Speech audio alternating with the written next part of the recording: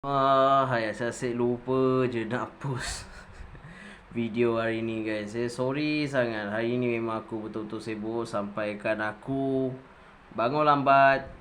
Lepas tu nak post video semua dekat TikTok.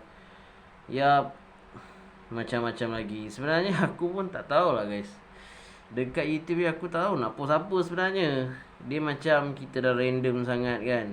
Macam tak tentu arah dah. Tapi aku nak buat satu konten, tapi bila nak buat? Aduh, tapi sebab aku fokuskan dengan TikTok ni sangat, itulah jadi dia. Sampai aku rakam video macam ni, kau bayangkan aku tengah bersih-bersih tempat aku. Kalau aku tunjuk kau yang bersepah lah. Tapi apapun, aku tak boleh nak janji sangat aku post satu hari. Tapi ni pun tadi aku ingat nak post. Tadi aku nak post pada petang tadi video. Lepas tu nak post. Lepas tu delay sampai maghrib. Lepas tu sampailah malam. Sampailah nak pukul 11 ni aku baru nak post.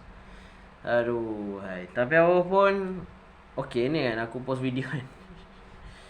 Tapi insyaAllah aku rasa aku nak buat konten banyak lagi lah. Tapi tak tahulah guys. Aku tak boleh nak janji lah. Aku ni macam janji Melayu tau. Janji Melayu tau.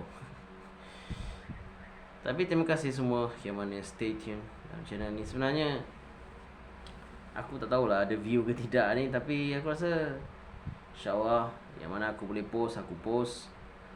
Dan ni boleh katakan hari yang hari ni 19 je 20 hari guys untuk tahun 2026 ni guys. Terima kasih semua. InsyaAllah aku akan buat yang terbaik untuk channel Bola Good ni. Yap, that's it. Itu saja. Apa nak cakap lagi?